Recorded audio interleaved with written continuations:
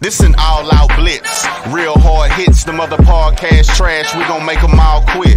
We cover all the topics with intelligence and logic. I know you wanna score, but ID gon' stop it. We from Texas, so that mean that we Texans. Breaking down the X's and O's, our profession. No complaining, just training, you see the progression. They had a Pro Bowl for talk shows, we get selected.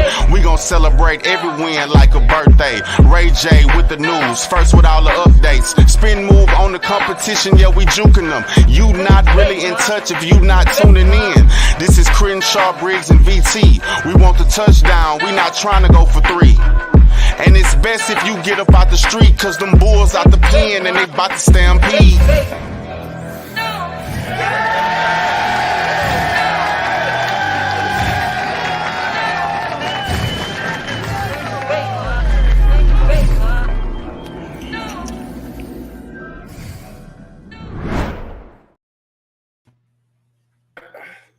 Hey guys, welcome to the Texans Fan Battle Podcast, hosted by the Fan Battles Sports Network. Before I introduce my guest and my amazing trio, I want to give a shout out to our sponsor, Tomorrow's Retro, made by die-hard fans giving all the Texans gear with the pride you deserve with retro looks with Tomorrow's Superstars. Get the best looking merch for the Houston Texans. Use code TFB10 for 10% off store-wide at the website below. So make sure you check them out. Some great stuff. With that being said, let's introduce my panel today. First off, I got my amazing trio. First off, Mr. Crenshaw, what's going on, buddy? How y'all doing? Second off, our little but big brother, we got Mr. VT. What's going on? And guys, you follow Houston sports, you know this guy very, very well, especially the Texans, the Oilers back in the day. When you think Houston sports, you think of this man. We got Mr. John McClain. How you doing, sir? Guys, I'm doing great. How are y'all? Thanks for having me. Hey, the pleasure all of ours. How are you liking the season so far as a whole in the NFL? Well, first of all, I'm shocked that the Texans have won 5 games. I'm shocked that they beat the Bengals in Cincinnati, considering the Bengals had won 4 in a row, won at San Francisco, beat Seattle in that 4-game winning streak, and, of course, Buffalo. And then the Texans go up there and should have beat them by 10, but it was a good lesson. You know, you're up by 10, there's 3 minutes left, you blow it, and you still win.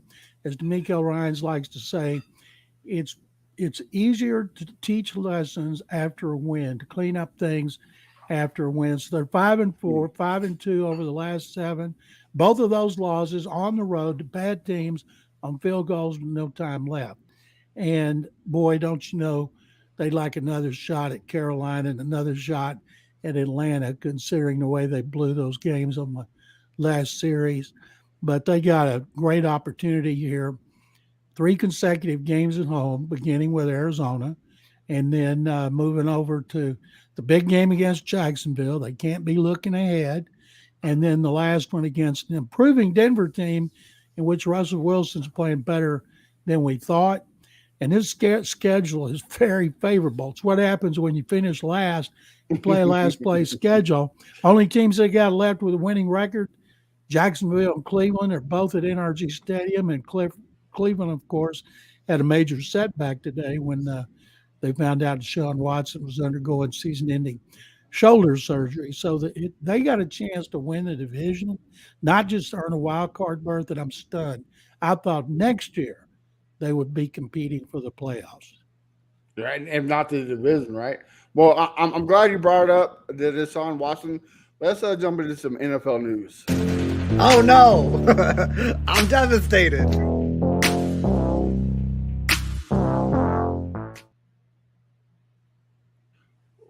Well, Mr. McClain, you kind of broke the news. Deshaun Watson done. Their odds have went down dramatically. Do you think Cleveland is still a contender for the playoffs in the division, or I do, because they've been winning without him. He's been in and out of the lineup. P.J. Tucker was terrible. 1 touchdown, 5 interceptions. They won 2 of the games. Their defense is great. the best in the NFL right now, even better than Pittsburgh and Kansas City. Jim Schwartz in his first season is doing a tremendous job. They've been healthy on defense and they run the ball. Losing Nick Chubb and Deshaun Watson, you think they got no prayer. And Drum Ford and a great offensive line, they've been able to run the ball.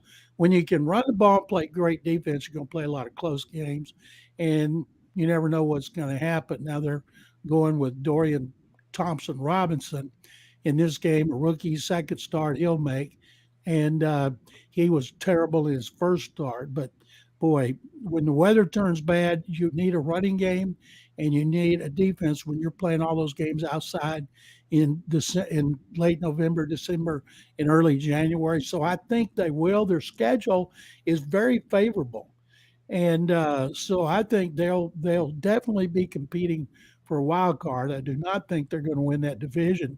I still think Baltimore will win the division, but the Browns are still going to kick some serious butt along the way. Everybody's butts at the Texans, right? Everybody but the Texans. BT, what about you?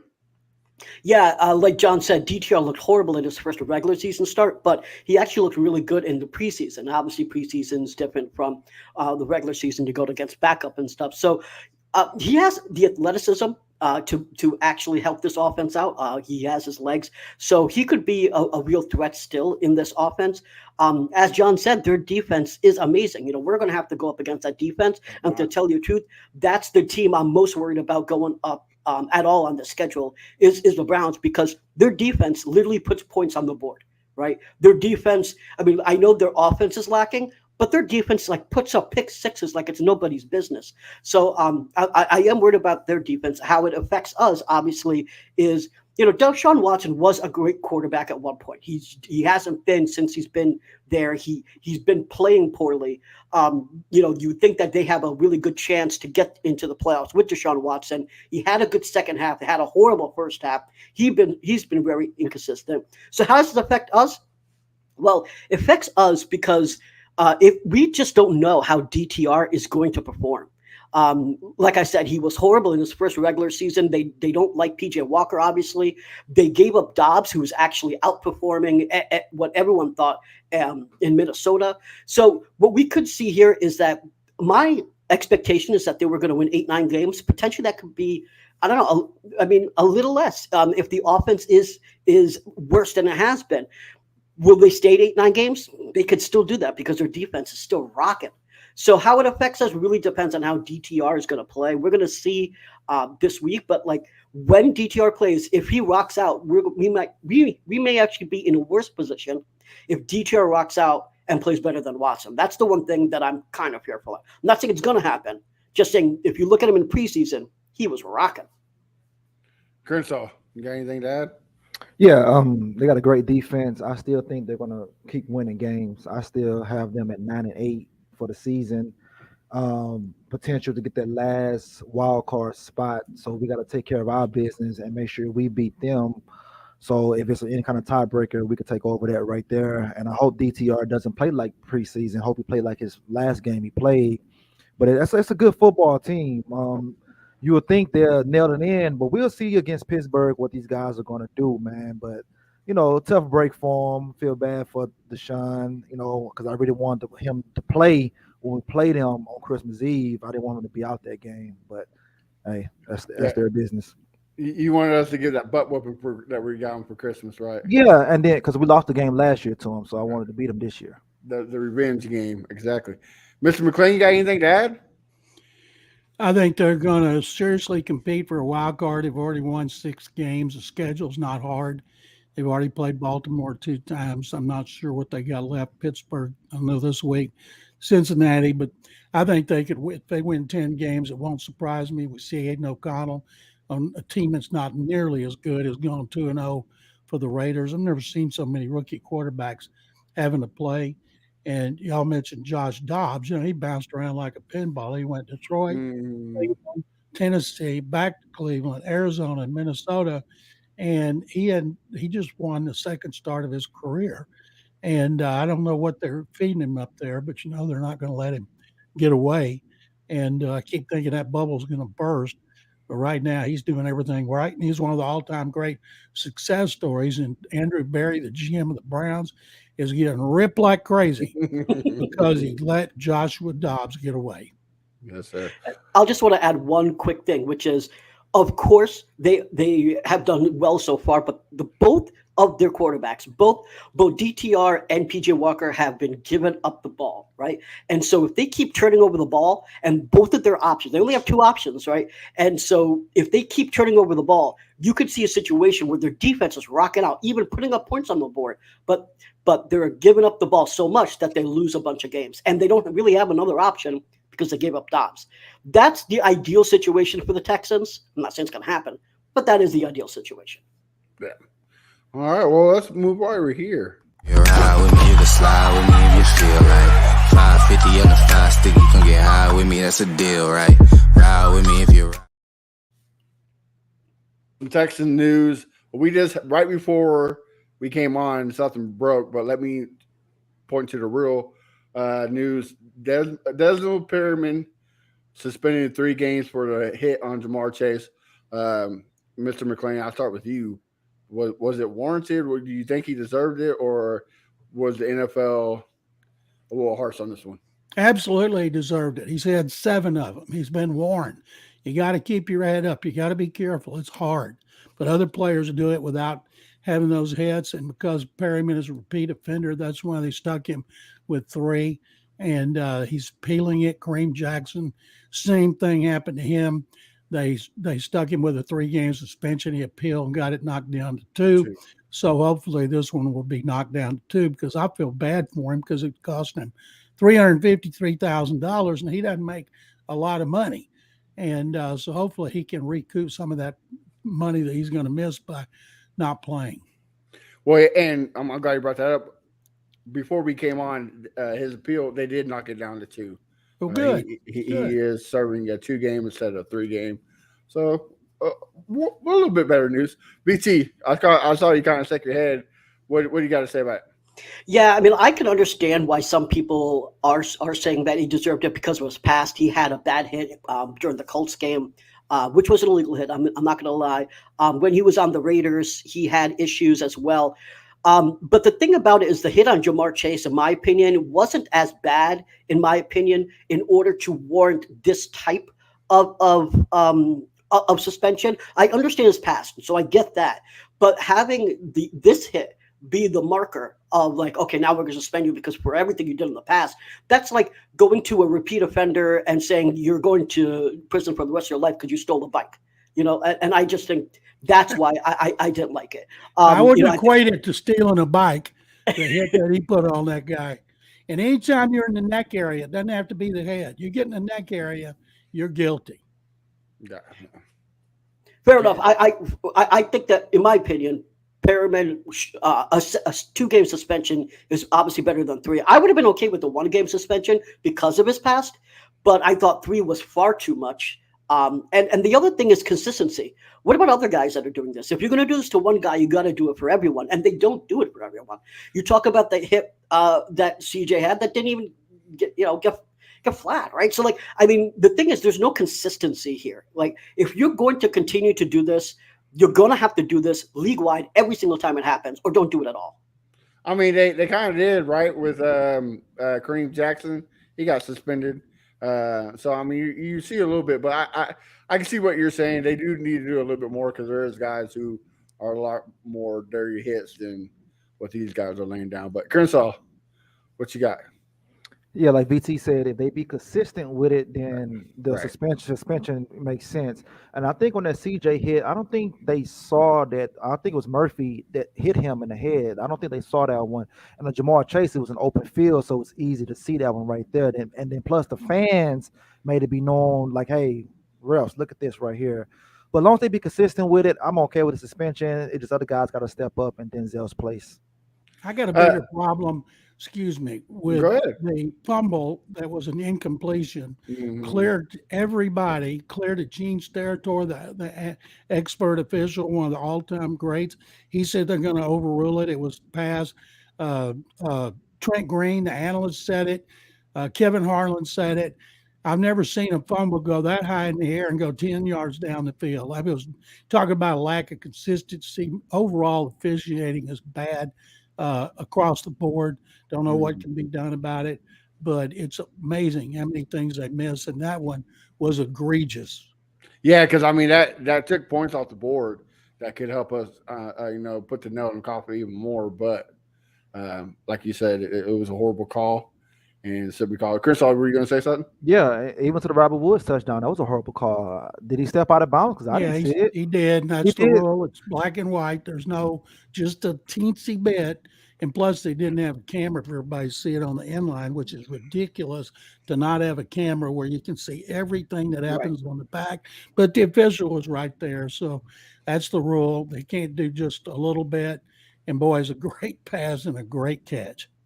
Yeah, I would say this. My issue with it is it wasn't necessarily just a call. It was the way the call happened. Now I'll explain that. You're supposed to have multiple views because in one view it looks like he's out, and another view it looks like he's in.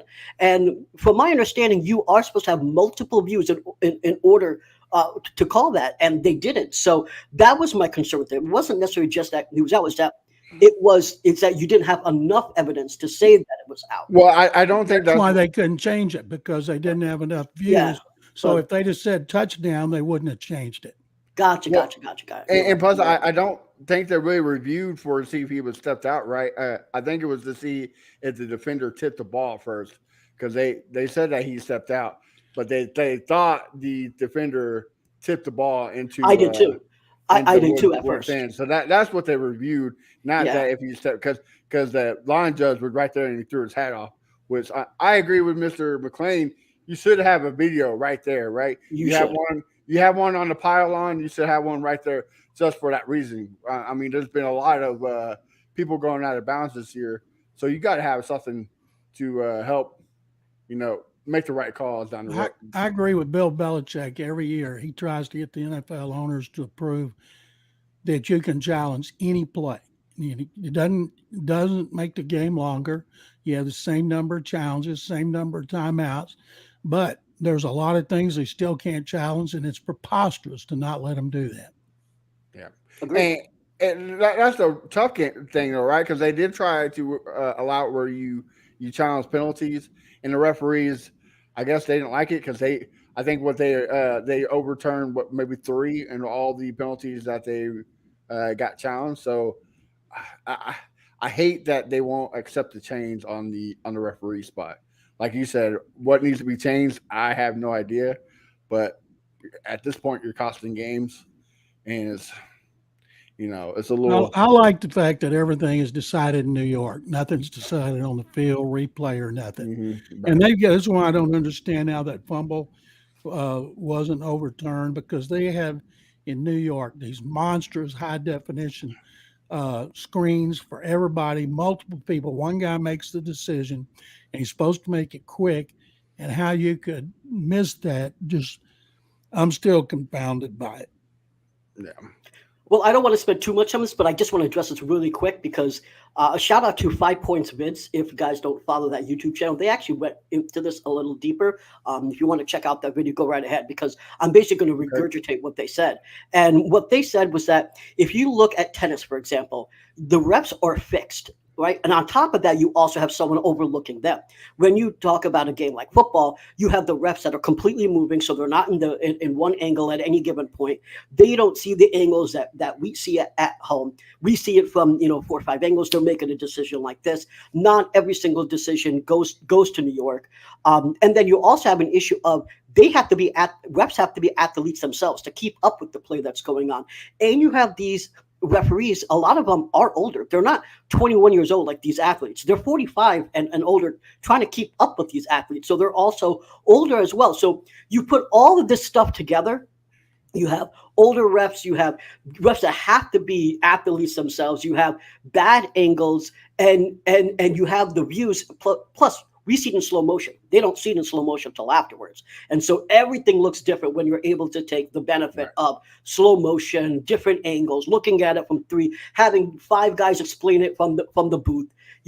I bitch about refs a lot. But after watching that video, I kind of am like, maybe he's got a point here. Tennis also uses electronics on all of its sidelines and end lines that the NFL doesn't. Yeah.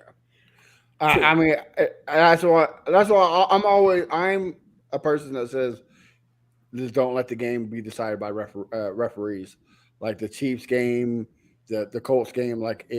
If the game's on the line and it's decided by a referee, there's a point where you allowed it to. So I do want it to be improved, but at the end of the point, there's different ways to keep the referees out of the game. So, well, let's move on. AFC Player of the Week, Mr. Devin Singletary. John, deserved? Absolutely deserved it. Career high 30 carries, career high 150 yards for a team that couldn't run the ball worth a damn. And all of a sudden, they just abused the Bengals running the ball. It was the best job by the offensive line that had been pathetic run blocking all season. And now, when Damian Pierce, if he comes back, I would not have him as a starter. I would have Singletary as a starter because he has figured out how you block, how you run in the zone scheme where everybody's going in one direction. You plant your foot, take off, and pick out the hole. The way it was when Gary Kubiak was here, and Arian Foster was one of the best running backs in the league, best in franchise history. So when Pierce comes back, I'm guessing they still want to run the ball a lot. Maybe give Singletary 20 carries and give Pierce 10. But until Pierce proves that he can run like that, Singletary better be the starter. Well, we had a person on the show that's been saying that since day one, since we picked him up, Singletary up. So, Crenshaw, you're right. John McClain just said the same thing you said. So, well, I just said it for now. Back at the start of the season, I would have gone with Damian Pierce because he was on pace for 1,300 yards till he got hurt.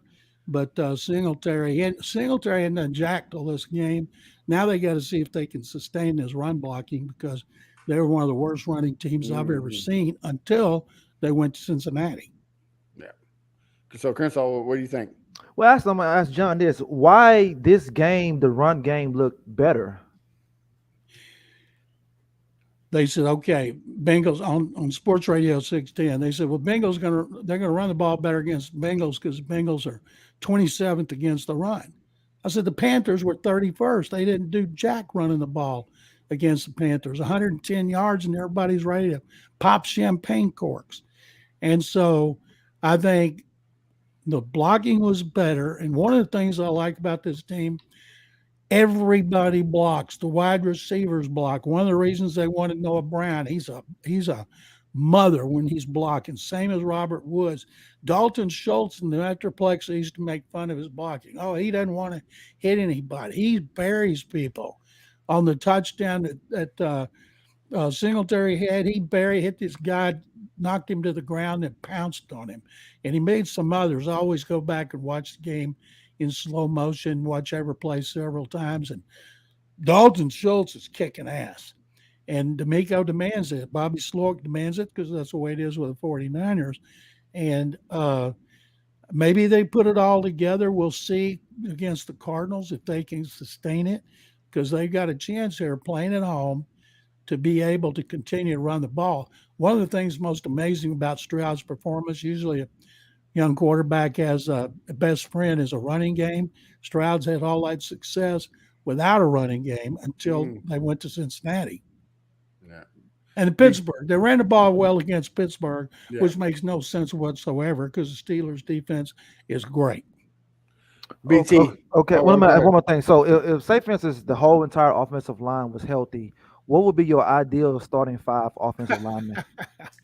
Well, they loved the job that Jarrett Patterson did when he had to begin the season as the starting center after Juice Scruggs went on IR. And then, of course, Quisenberry went down for the season.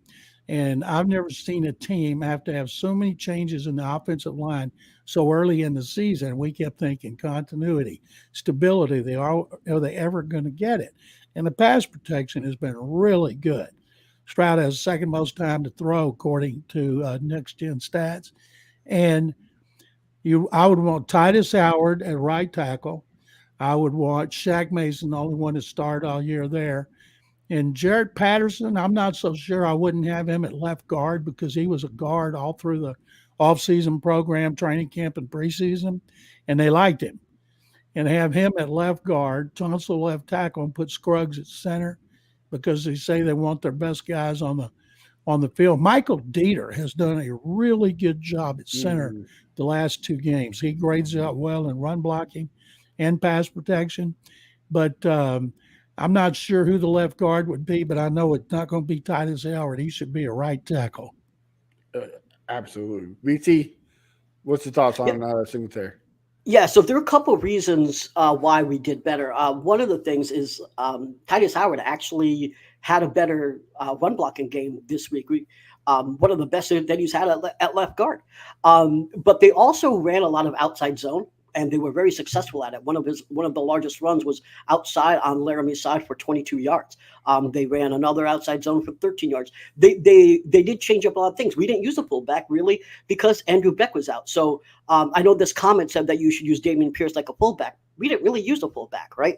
One of the things also is when you use a fullback, well, because Andrew Beck is not really a passing threat, something Leo, we've had him on the show before, stressed is that Andrew Beck isn't really a passing threat. So when you put Andrew Beck there, it's even more known that you're going to run the ball. So not having that fullback out there gives a chance to make defenses guess. So all of that combined, plus also Devin Singletary, he is a finesse back. I mean, if you saw him using as left athleticism to actually juke 3 times in the same run to get those yards. Dameon Pierce is more of a power runner. Yeah, he can spin and stuff, but he's more of a power runner. He's going to go straight ahead. But Devin Singletary is cutting 3 times in a run. That's not something you see Pierce do. So if you're asking Crenshaw why is it better, the run blocking was better. The outside zones was better. Not using a fullback was better. Devin Singletary was better. We had lots of reasons for that run game to be successful. And yes, I understand we went up against a team that doesn't have a great rush defense. But as John said, neither did Carolina, and we were successful. So, shout out to Devin Singletary. And what I would say is, let's get this mother crook. Also, I agree with everything you said, but also a point has to be emphasized. CJ Stroud, like you can't not be aware of what he's been doing, what he did against Tampa Bay. So Cincinnati probably wasn't going to let that happen to him, so they didn't stack the box as much with in Singletary. So that kind of helped out a little bit too, because when we played Carolina, yeah, he had a pretty good, a decent game against New Orleans, but not what he did against Tampa Bay. So Cincinnati didn't want the same recipe, and that's why both sides of the offense was great. Passing game, running game. Well, speaking of CJ Stroud, he has been all over the MVP conversation. Mr. McClain, is he in your conversation for MVP?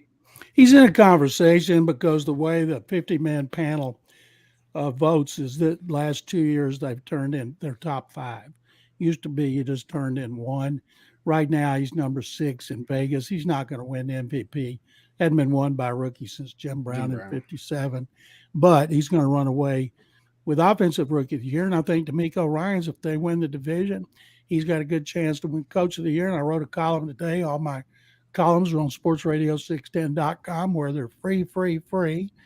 And I wrote about Nick Caserio. Ought to be in the discussion for Executive of the Year, and went over all the moves he's made, starting with hiring Ryans and drafting Stroud. And they got everything going on for him now. I'm doing a column tomorrow. I interviewed Warren Moon here last week about Stroud, and then I talked to Stroud today about Moon after practice, and he knows all about Warren. And so everybody loves CJ. He's got a great personality. He's nice, really nice guy. We like talking to him, like BSing with him around the locker room. And when he comes out to talk to us, he doesn't take over the room, but everything that comes out of his mouth is good.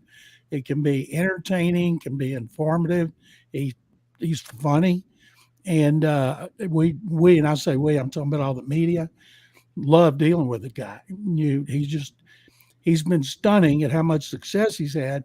And after that Carolina game where he threw for 140 yards, his season low, I'm like, whoa, boy, is he headed in the wrong direction. And afterward, he told the media, I want to have more explosive plays. Bobby Slowick has made sure he's had more explosive plays that lead the NFL. And it's amazing. Guys like Noah Brown never had one game, 91 yards. With the Cowboys all those years now. He's had these two monster games the last 2 weeks. Dalton Schultz is playing well. I'm two guys that I can't wait to see more of, and it might be next year. John Mechie III and Xavier Hutchinson. Hutchinson's getting to play on those reverses. He runs those reverses so much better than Tank because he's bigger and he can break tackles. I can't wait till he gets a chance to catch the ball. We all thought going into the season they got to get more receivers. They don't have any good receivers. That's going to be their biggest need next year. And right now, Ben McDaniels, Josh McDaniels' younger brother, is doing a great job coaching those wide receivers. Oh, yeah, most definitely. I'm glad you brought up GM Nick Caserio and D'Amico and the whole the draft. Recently, you went on a show with NFL Network. NFL Network. I forgot. Drew blank. You actually get a lot of backlash from him. Kind of surprised because we kind of agree with you. Tell us what really happened pre-draft with the whole Bryce Young and CJ. Well, I've said on every talk show, every story, every Twitter that I think they'll never admit it. They were going to take Bryce Young. And so I told the NFL Network this week, and everybody's acting like it's a big deal. And it's been what I've been saying going back to the draft. And but we'll never know what if you hold their feet to the fire. Of course, they're going to say they wanted CJ all along. There's one school of thought out there, conspiracy nationally, that they wanted that S2 cognition test leaked to maybe keep Carolina from taking him. And of course, it's not true because it was one of the worst things that could happen to a young guy.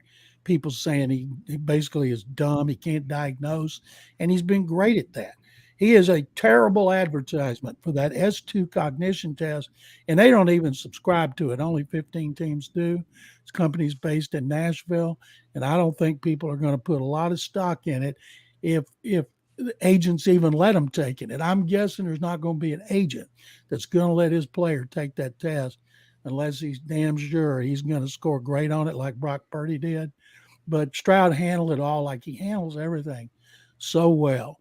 He never changes. He reminds me so much of Warren Moon. Warren's demeanor. I told Warren last week, I said, I've known you for 40 years. And I said, I look exactly the same. And man, what happened to you? And we're talking about, and the more I talked to Warren, the more I thought about it. And I told him, I said, Stroud, they haven't met. I said, Stroud reminds me of you. He's a cool customer, no matter where he is, whether it's chaotic in the pocket, throwing on the run. You don't see emotion from him while he's playing. You see it after they score. And Warren was the same way. Yeah, I'm glad you brought that up too. I seen somewhere on Twitter, I don't know if it's true or not, but me, VT, and Chris all said that Nick Caserio did try to move up to twice, and both got declined. I did see something that there was a deal in the making of a three-way trade for Chicago, Carolina. Houston gets number 1, Carolina gets number 2, and Chicago gets number 9. But Houston back out in the last second. Is there any truth to that, or I've never heard anything about it till recently when national media started putting it out there.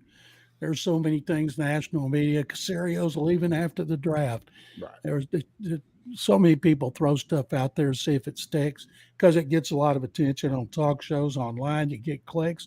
Maybe that's always true, but I certainly didn't hear it. Okay. BT, people always state it as fact. They don't say, well, I'm hearing this, or Right. it could have happened.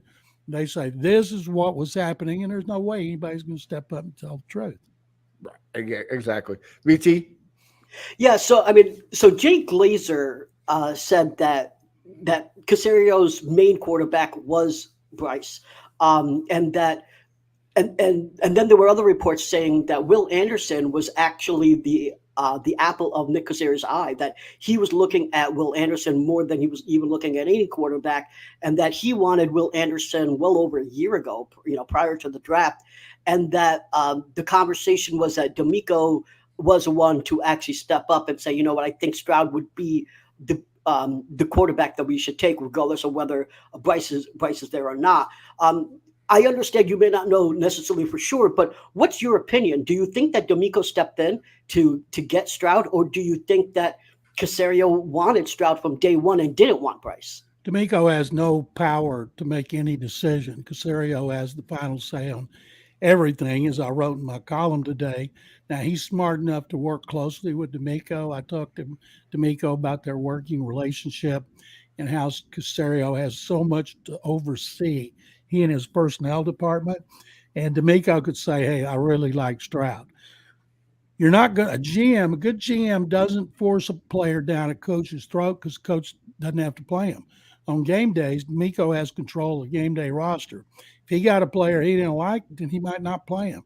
And a GM, same thing. If a coach wants somebody really bad and the GM doesn't, coach is going to play him come hell or high water to show that he was right. I learned that from Mike Holovac, the personnel director of the Oilers, best I've ever seen, who became the GM. And these two work really well together, according to people I talked to behind the scenes. And, of course, D'Amico's such a good guy. And they're not going to agree on everything, but you figure it out. And, yes, everybody in the country loved Will Anderson after his sophomore year, which was just fantastic. And they needed a quarterback. They needed a pass rusher. And then the fact that Caserio could get both was just like Christmas came twice.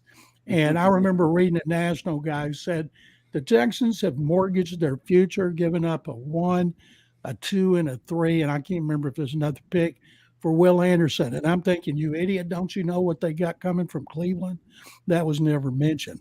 I saw a lot of people ripping that trade for Will Anderson and not mentioning that they have Cleveland's number 1, like they're destitute in the first round. And Anderson has been great against the run. I can't remember if it's Next Gen Stats or if it's Pro Football Focus. Grenard and Anderson do the best job of setting the edge statistically of any twosome in the NFL. And you guys have seen Will gets a lot of pressure. He hadn't been able to close the deal on sacks. I remember Mario Williams had 4.5. JJ had 5.5. So I keep thinking once he gets 1, maybe he gets 2, and he goes on a flurry. And but boy, they love both of those guys, and they still have a number 1 pick. Yeah, one of those guys was Eric Froten. He'll be on the show next month, December 9th. So everybody make sure you check that out because we will let him hear about all this, especially since he came on the show. We'll rip him a new one for you, Mr. McClain. Crenshaw, what about you? What do you think? Well, he might not be the guy I'm talking about. So don't say I'm talking about him because I don't remember. I'm not familiar with him. This was somebody I know. So I couldn't say the name because the guy's a friend of mine. Yeah, Gotcha. Crenshaw, what about you? Not really. Pretty much everything was answered. That need to be answered about this draft deal because that was a big thing on X, Twitter, or whatever you want to call it these days. But I'm glad that we got it resolved. But everybody's going to believe who they want to believe. Of course they are. They all have their own sources and everything. Everybody's wrong. Everybody's right. They love both of those quarterbacks, Yeah. and they had no reservations about taking Stroud. He had a great combine. Young didn't throw, but as soon as Carolina made that trade, everybody in the NFL knew that Bryce Young was going there. And I remember there's a lot of people in the NFL. I like paying attention to the guys that are on NFL Network or ESPN who used to be GMs or coaches or players to get their opinion because they've been through it all. And there were several led by Louis Riddick, who said Stroud was the best quarterback in the draft. And Daniel Jeremiah, who I respect as much as anybody, Daniel, I talked to him and he was telling me all about the quarterbacks. And Greg Cosell is the foremost quarterback authority in the media because he's been studying them at NFL Films for decades. And he loves Stroud too. So I figured they couldn't go wrong as long as they had the second pick. And everybody is still worried about Bryce Young's frame. Not that he's short, but that he's so frail looking. But he doesn't have a talent around him. And it's also very interesting. No matter what changes they made in the offensive line, once they got past those first two games, they were able to win. And the fact that Nico Collins is playing better than ever, Noah Brown playing better than ever, Dalton Schultz playing the way he's played when he played his best with the Cowboys. So Stroud is getting those guys to step up, and they're producing for him because they all have so much confidence in him. And the fact they've played 3 games, they're 1-2 in field goals with no time left, and they beat Tampa, of course, with 6 seconds left. Next time they're in that situation, and they will be a bunch more, they got so much confidence in CJ that he can lead them to a victory. Yeah. The whole thing that kind of, I wouldn't say upset me, but kind of irritate me was the narrative, right? That Houston is not the place for any quarterback to go. They don't got the roster. The personnel is you called last time you came on the show. You called D'Amico Ryans a head coach and possibly coming here, and everybody said that he wasn't going to be the perfect fit for Houston. But now that CJ is striding, that he is being the quarterback that we thought he could be, it's the other way around. Well, Carolina don't have the coach. Carolina don't have the weapons. They don't have an offensive line. So which is it? Is it Houston? Well, they definitely don't have talent. Now, they took the opposite approach. They had hired Frank Reich, who was a seasoned head coach.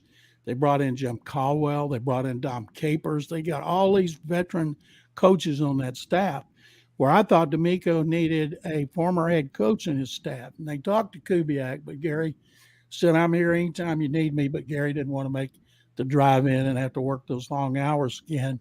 And he and D'Amico are really close, and I don't know how much they talk. The unsung hero is not Bobby Slowick. By the way, there's rumors in Nashville, and I do 2 shows a week up there, and they asked me about this one, about Vrabel going to New England with Caserio and the Titans hiring Bobby Slowick. And I said, well, number one, Amy Adams Strunk ain't letting Vrabel go anywhere. And then McNairs ain't letting Caserio go anywhere. And Bobby Slowick will be a head coach, hopefully after next season, not this season, because I think he's like D'Amico. After D'Amico's first year as defensive coordinator, he interviewed somewhere, and I can't remember, maybe it was Minnesota when they hired Kevin O'Connell, and he said, I need another year as a coordinator. So somebody interviews Bobby Slowick, hoping Slowick says, you know what, I've only called plays one time. I need another season. And then they'll have somebody ready to go to replace him like the 49ers do when they lose coaches all the time. And Gerard Johnson does a really good job. It's his first season as a full-time quarterback coach. But the unsung hero is Case Keenum. Case, it really works with CJ Stroud. And I'm going to do a column. Your guys the first time I've said that publicly. I'm going to do a column maybe next week before Jacksonville, talking to CJ about Case's role in his development. And then once he tells me, then I'll go to Case, because it's not something Case is going to tell me. And I'll say, hey, CJ said all this, and then do a column on them and how he's behind the scenes and he's helping him. And I asked Case, I talk to him about the Cougars all the time. And everybody says he'll be a coach if he wants to be.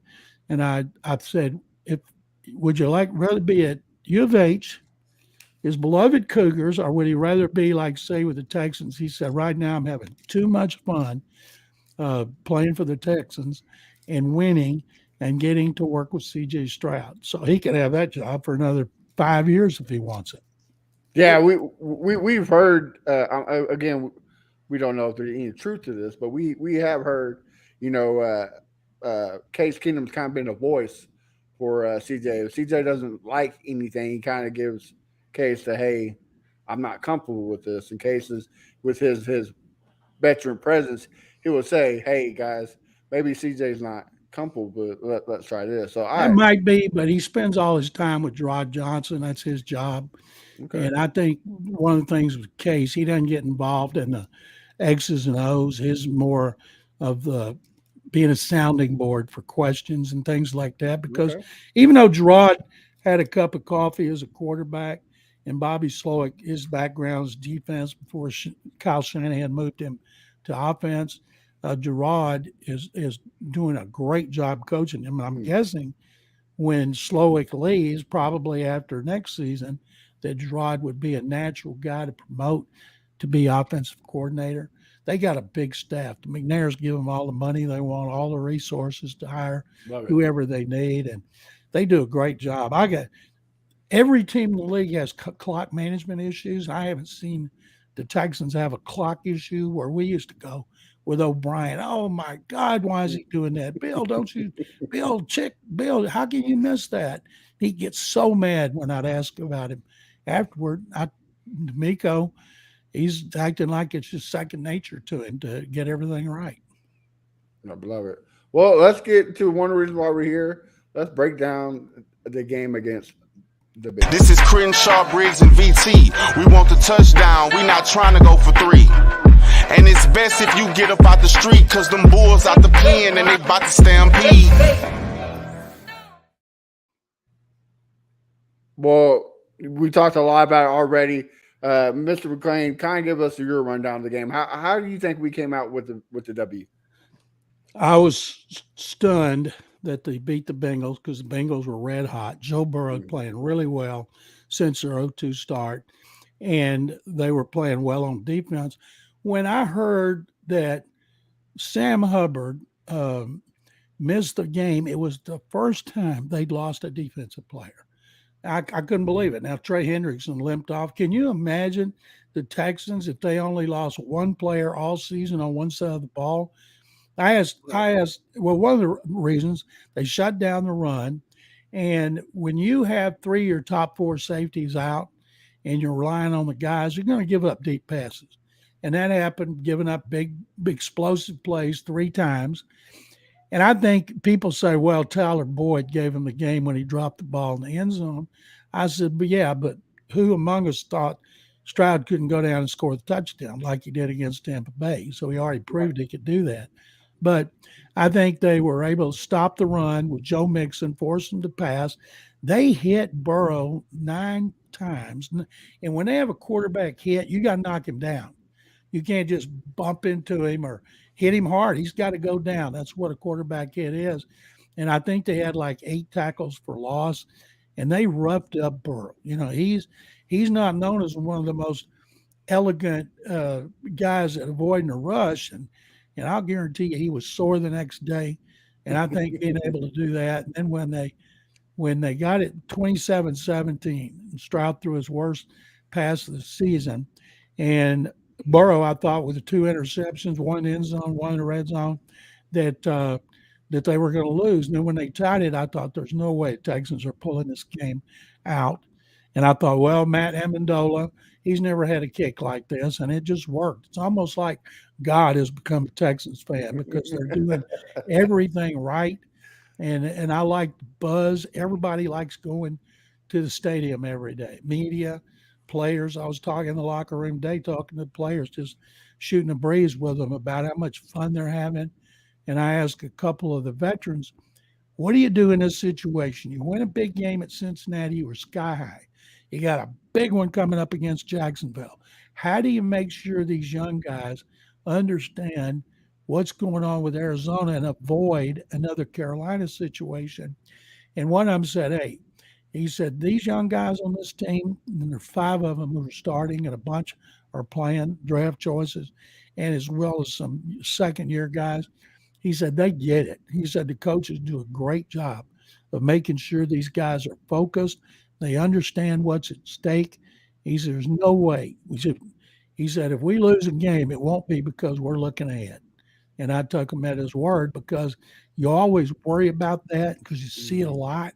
And I think they're going to beat Arizona. I think they're going to beat Jacksonville. They're going to beat Denver. And that would be 8 victories. They have 5 for the first time since 2019. I predicted they'd win 6.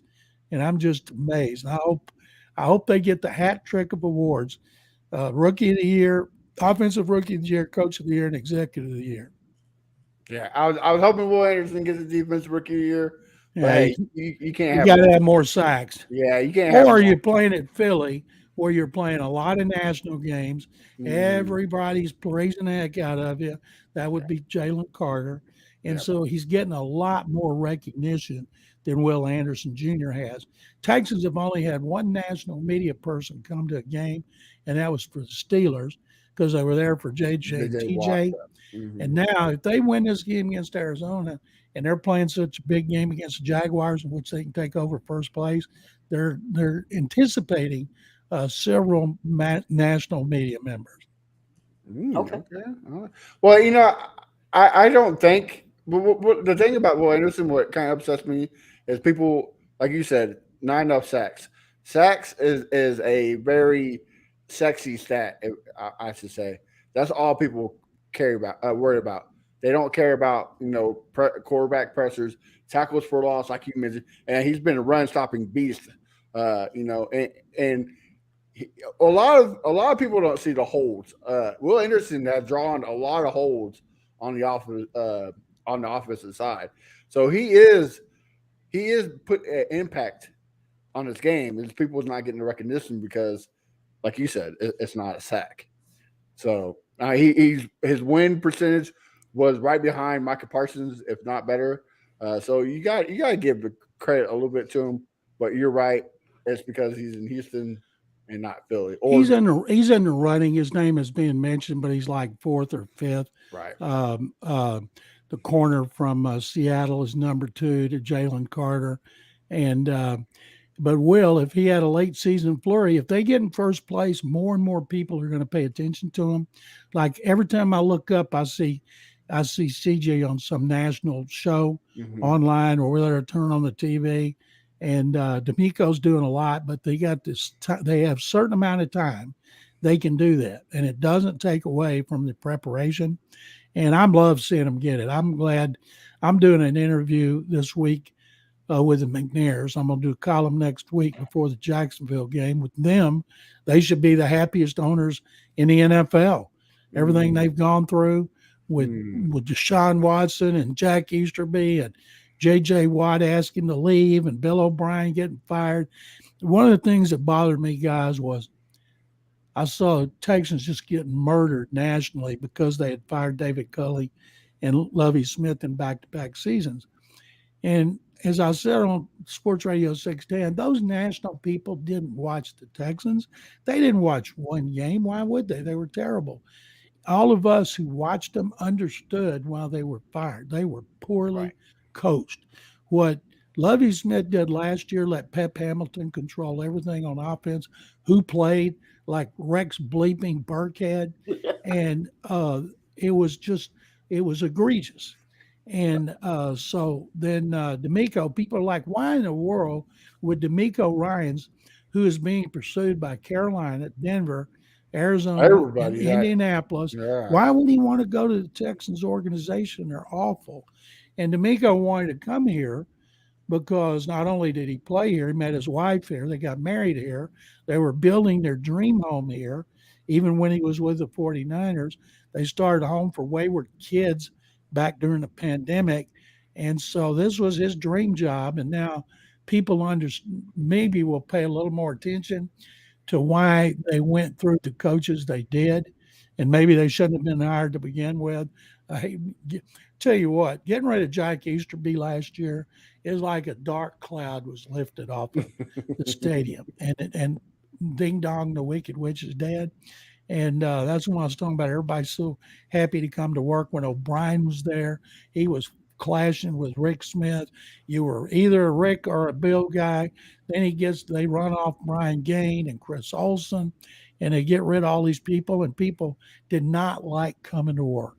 They're walking around on eggshells, waiting for Bill to blow up again. And now it's just so peaceful. Yeah, kind of like he blew up the Texans roster when he gave away DeAndre Hopkins. Yep. Crenshaw, what's your takes on the game, brother? We executed. The Texans of old would have lost this game. And no doubt. So that right there shows, film, practice, the whole 9 yards. I know this ain't what you just asked me. I just something John said earlier. I just got to ask before I forget. What does CJ have to do to win MVP? First of all, they're going to have to win the division. They're going to have, because I saw a stat the other day, no player has won MVP without winning his division since Adrian Peterson in 2012, who's also the last non-quarterback to win it. So they're going to have to win the division. They're going to have to get double-digit wins. And the Coach of the Year award always goes to the coach who comes the farthest, and D'Amico's going to be it. And people are talking about the great job Kevin O'Connell's doing in Minnesota, and he is. But they won 13 games last year. Right. And and then everybody's talking about Dan Campbell. He's doing a great job, but they turned that around last season. And so they were already, everybody was picking them to win the division. Just about everybody, and there's a few that I saw as a little different, had Arizona having the first two picks in the next draft and taking Caleb Williams and Marvin Harrison Jr. because they knew the Cardinals were the worst team and the Texans were the second worst team. And now the Cardinals are one of the worst teams and the Texans are not. So the fact that everybody was preparing for them to be dog-ass awful, that's going to help D'Amico get it. MVP, you got to beat out Mahomes. You got to beat out Lamar Jackson, Jalen Hurts. Team that gets the home field advantage usually is going to win it. But he's going to be in the conversation, and he'll get votes since everybody, the 50-man panel. And that 50-man panel has a lot of former players and GMs and coaches on it who are now in the media. It's not just all writers. And since you turned in 5, I think he will definitely get some votes, which would be unbelievable. First time that's happened since JJ had one of his got robbed by Aaron Rodgers winning. Only because, like you said, only because he didn't win make the playoffs. I think if they made the playoffs, I think JJ Watt probably wins that MVP. But Crenshaw, anything else on the game or? No, man. That's pretty much it right there. I just wanted to ask him that before I forget. Yeah, good question. Well, the way he's going, it's not impossible. He's on a trajectory. If he can keep this up, he's not going to keep averaging close to 400 yards a game. And, if he throws for 275 and a couple of touchdowns. And another thing that always bothered me, people talking about before the draft, his lack of mobility. Well, if you studied, he rushed for 75 yards against Northwestern. He's showing it. He said at the combine, when he was asked about it, he said, I didn't have to run. I got receivers running wide open. If I don't get them the ball, I'm cheating those guys. And he's had a double-digit run in the previous 2 games, and he had that 8-yard touchdown run Sunday. And so he's showing if he needs to run, he can. He had that one play where he scrambled, reversed his field, went back, looked like Fran Tarkenton. People could Google him to find out who I'm talking about. And so he has shown mobility that he had all along, but a lot of the people who were making predictions of the draft thought he was just a pure pocket passer. That's where he wants to throw from, but boy, if he's got to roll out, run the bootleg, he can do that too. All right. BT. Yeah, so about the MVP, I know that we're talking about Bengals recap, but I'll just quickly address this. I agree. He has to win the division and get into the playoffs.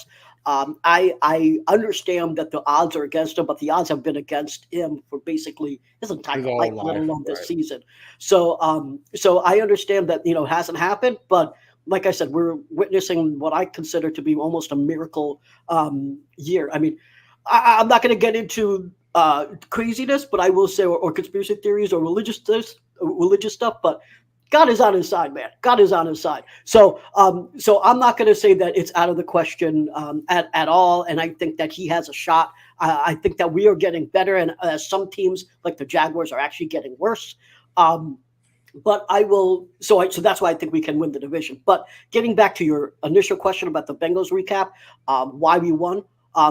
Obviously, I love what C.J. Stroud did. There's no question. But let me give some love to Bobby Slowick and his game planning of realizing that running the ball was actually something he could do and not just give up on the run completely. Devin Singletary, a career day, 150 yards, 5 yards per carry, a touchdown. Noah Brown had a career day with the passing, right? 172 yards and a touchdown. CJ Stroud is elevating him. And you'll notice that one of the cool things about Bobby Slow, because he switches people up, he's putting Noah Brown in the slot in some games, 70%. And in other games, he puts him, lines him out wide, 70%.